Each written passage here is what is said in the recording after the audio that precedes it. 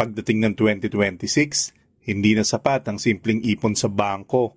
Sa panahon na halos lahat ay digital, mabilis at competitive, ang pera ng mga marurunong lumalago. Pero ang pera ng mga natatakot magsimula, naluluma, nauubos at hindi makahabol sa bilihin. Kaya sa video na to, pag-uusapan natin ang 5 pinakamodernong paraan para palaguin ang pera mo sa 2026. Mga investments na kayang simulan ng kahit ordinaryong Pinoy. Kahit maliit lang ang puhunan at hindi mo kailangan maging eksperto para kumita. Ito na ang bagong paraan ng pagyaman sa digital age. Sa bawat paglipas ng taon, mas nagiging malinaw na hindi sapat ang tradisyonal na mag-ipon ka lang. Hindi sapat ang bank savings. Hindi sapat ang bahala na. At hindi sapat ang paghihintay sa sweldo na halos hindi gumagalaw. Lalo na pagdating ng 2026, mas mabilis ang inflation, mas competitive ang trabaho at mas mataas ang pressure para mapaunlad ang pera mo. Ang tanong, paano ka sasabay? Ang sagot, modern investments. At sa Pilipinas, may 5 pinakasolid, pinaka-accessible at pinaka-relevant na modern investments na dapat mong simulan. Ang mga impormasyon na ibinabahagi sa video na ito ay para lamang sa edukasyon at dagdag kaalaman. Hindi ito itinuturing na personal na financial advice. Kumonsulta pa rin sa isang lisensyadong financial advisor bago magdesisyon tungkol sa investments. Kung dati, karamihan sa atin ay natutunan sa murang edad na ang ipon ay ilalagay lang sa savings account o sa ilalim ng unan. Ngunit sa katotohanan, ang pera sa traditional na savings account halos walang tubo. Madalas mas mababa pa sa bilis ng pagtaas ng presyo ng bilihin. Kaya kapag nakatuon ka lang sa lumang paraan ng pag-iipon, unti-unti nauubos ang halaga ng pera mo bago mo pa man ito mapalago. Dito pumapasok ang Pag-ibig MP2 bilang modernong sagot para sa mga ordinaryong Pilipino. Hindi lang basta savings, kundi isang investment na may malinaw na track record, government-backed at may consistent returns. Ang bawat hulog mo ay hindi lang nakatabi, kumikita ito. At ang tubo ay lumalaki taon-taon.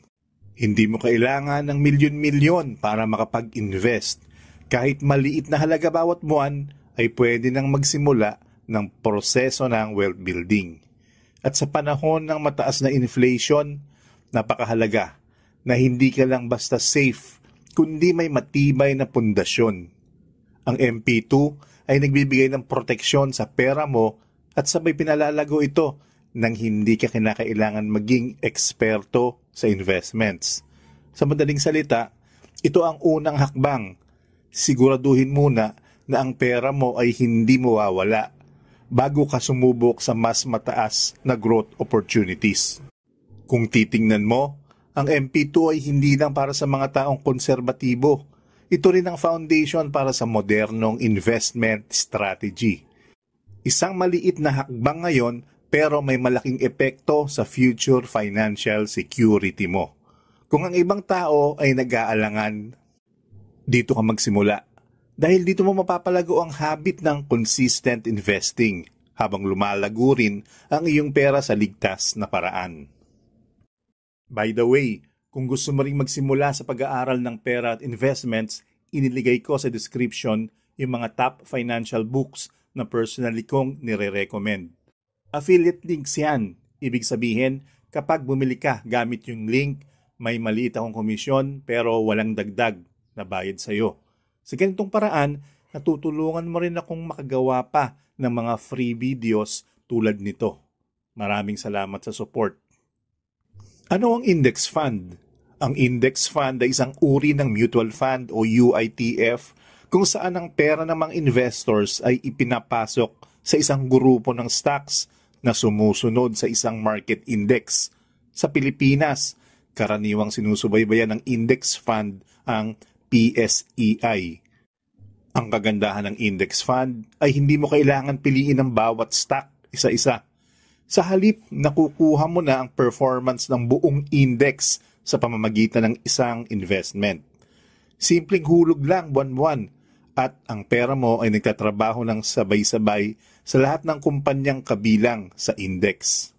Mga halimbawa ng index fund sa Pilipinas: PAMI Equity Index Fund, SB Philippine Equity Index Fund, BPI Philippine Stock Index Fund, Sun Life Prosperity Philippine Stock Index Fund. Sa madaling salita, ang index fund ay passive investing na diversified. Kaya kahit wala kang oras o kaalaman sa stock market, pwede ka nang makasali sa long-term growth ng Pilipinas. Ano naman ang ETF? Ang ETF o Exchange Traded Fund ay halos pareho sa index fund sa prinsipyo. Sumusubaybay rin ito sa stock market index pero may isang malaking pagkakaiba. Traded ito sa stock exchange tulad ng regular na stock. Sa Pilipinas, halimbawa, ang First Metro Philippine Equity ETF ang pinakakilalang ETF sa bansa. Sumusubaybay ito sa PSEI at pinamamahalaan ng First Metro Asset Management ng Metrobank. Ang kagandahan ng ETF, pwede mo itong bilhin o ibenta anumang oras hanggang bukas ang stock market. Parang stock pero diversified ka na sa buong index. Sa pamamagitan ng ETF, nakukuha mo ang parehong long-term growth potential ng index pero may flexibility ka na parang stock trader. Ngayon, ulitin natin ang pagkakaiba. Ang ETF, pwede mong i-trade sa stock market. Ang index fund, hindi traded sa stock exchange. Kailangan mo itong i-redeem sa fund house o bangko. Bakit maganda ang index fund at ETF? Una, diversification. Sa halip na tumaya sa isang kumpanya lang, nakakalat ang risk sa maraming top Philippine companies. Pangalawa, passive investing. Hindi mo kailangan bantayan araw-araw ang galaw ng market. Pangatlo, abot kaya. Pwedeng magsimula kahit maliit na puhunan. Pang-apat, long-term growth. Habang lumalaki ang ekonomiya ng Pilipinas, lumalaki rin ang bahagi mo sa index. At pang-lima, liquidity. Ang ETF, pwede i-trade agad sa stock market kung gusto mo ng exit. Sa madaling salita, ang index fund at ETF ang pinaka-modernong paraan ng pag-invest sa Pilipinas. Simple, diversified, accessible, at designed para sa long-term growth. Sa 2026 at sa mga susunod pang taon, ito ang pundasyon para sa smart, strategic investing ng ordinaryong Pilipino. Hindi totally outdated ng real estate bilang investment. Pero kung papasok ka ngayon sa traditional na paraan, kailangan mo ng milyon. May risk ng tenants na hindi nagbabayad at kailangan mong alalahanin ng maintenance, renovation o pagkuha ng lupa. Para sa karamihan ng tao, sobrang hassle at mataas ang barrier to entry. Kaya dumating ang mga REITs, tunay na real estate para sa digital age. Sa pamamagitan ng REITs o Real Estate Investment Trust, nagiging co-owner ka ng mga malalaking property tulad ng commercial office buildings, malls, mga hotels o BPO towers. Pero hindi mo kailangan bumili ng buong property. Isipin mo ito, sa halip na bumili ng condo unit, magbayad ng down payment at mag-manage ng tenant, pwede ka lang bumili ng shares ng isang REIT. Sa ganitong paraan, kahit ilang daang piso lang ang puhunan mo, pwede ka nang makakuha ng parte na kita galing sa renta ng mga real estate asset na yon. Hindi mo rin kailangan mag-alala tungkol sa pag-aayos ng gusali, pagpapalit ng bubong, o paghahanap ng mga nangungupahan.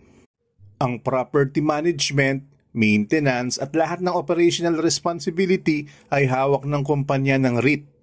Ang trabaho mo, hawakan ng shares mo at tanggapin ang regular na dividend na bahagi ng kita ng REITs. Ito ang ilan sa mga pinakakilalang REIT sa Pilipinas. Una, A-REIT or Ayala Land REIT. Ito ang una at isa sa pinakamalaking REIT sa Pinas. May portfolio ito ng mga commercial office buildings, retail spaces at hotel properties. Pangalawa, M-REIT or Mega World REIT. Isa sa mga REIT na may office at commercial spaces sa mga township ng Mega World. Pangatlo, RL Commercial REIT or RCR. REIT na may Grade A office building sa ilalim ng Robinsons Land Corporation. Pang-apat, Citicorp Energy REIT or CREIT. Isa sa pinaka-unique dahil nakatuon sila sa renewable energy assets tulad ng solar farms. Bukod sa mga nabanggit ko, may iba pang mga REITs na pwede mong pag-investan tulad ng DDMP REIT, PhilInvest REIT, at Vista REIT or VREIT. Bakit magandang investment ng REITs para sa 2026 at sa hinaharap? Una, mababang barrier to entry. Pwede kang magsimula sa real estate kahit maliit lang ang puhunan. Pangalawa, passive income sa dividends. Regular kang kikita mula sa kita ng properties na hindi mo naman minamanage. Pangatlo, diversification. Nag-i-invest ka sa portfolio ng maraming real estate assets, hindi iisa lang. Pang-apat, liquidity. Pwede mong ibenta ang REIT share sa PSE anumang oras. Panglima, real estate growth exposure. Nakikinabang ka sa paglago at pagtaas ng renta ng commercial properties. Pang-anim, inflation cushion. Ang kita sa REIT ay kayang sumabay sa pagtaas ng presyo ng bilihin. At pang-pito, simplified real estate exposure. Property management ay handled na ng REIT company. Ikaw, shareholder lang.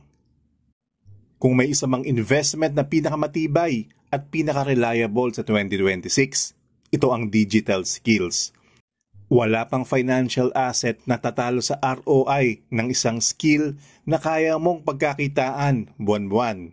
Tulad ng video editing, social media marketing, AI-accelerated content creation, automation, copywriting, online advertising, at freelancing. Isang skill lang, kayang iangat ang income mo ng higit pa sa kikitaan mo sa MP2. Stocks at REIT sa loob ng ilang taon. Sa panahon ng digital work, ang pinaka-modern investment ay ang sarili mong kakayahan. Kahit bumagsak ang market, hindi bumabagsak ang value ng skill mo. Ito ang investment na hindi pa uso noong 2018, halos experimental noong 2020, pero pagdating ng 2026, mainstream na. AI ang magiging business partner ng modern Pinoy. Kahit hindi ka techie, kung marunong kang gumamit ng AI tools, kaya mong mag-launch ng AI-assisted video editing, automated content creation, AI-enhanced freelancing services, online stores using AI designs, short-form content production, niche content channels, at digital products. Maliit ang puhunan, mabilis ang output, at scalable ang income. At dahil global ang reach, hindi ka limitado sa local rates. Ito ang pinaka-futuristic na investment sa listahan. At ito rin ang may pinakamalaking potensyal kung sisimulan mo ng maaga. Kung pagsasamahin mo ang limang ito, makikita mo ang blueprint ng modern investing sa Pilipinas. May safe foundation ka sa MP2. May long-term growth ka sa index fund o ETF. May recurring income sa REITs. May mataas na earning potential ka sa digital skills mo. At may future-proof na machine ka sa AI side hustles. Ito ang pinaka-practical, pinaka-relevant, at pinaka-realistic na paraan para lumago ang pera mo ngayong papasok ang 2026. Hindi mo kailangan maging milyonaryo para magsimula. Pero kailangan mo ng kaunting tapang para simulan. Dahil sa panahon ngayon, Ang hindi nag-i-invest, laging nahuhuli. Pero ang marunong magsimula, laging nauuna.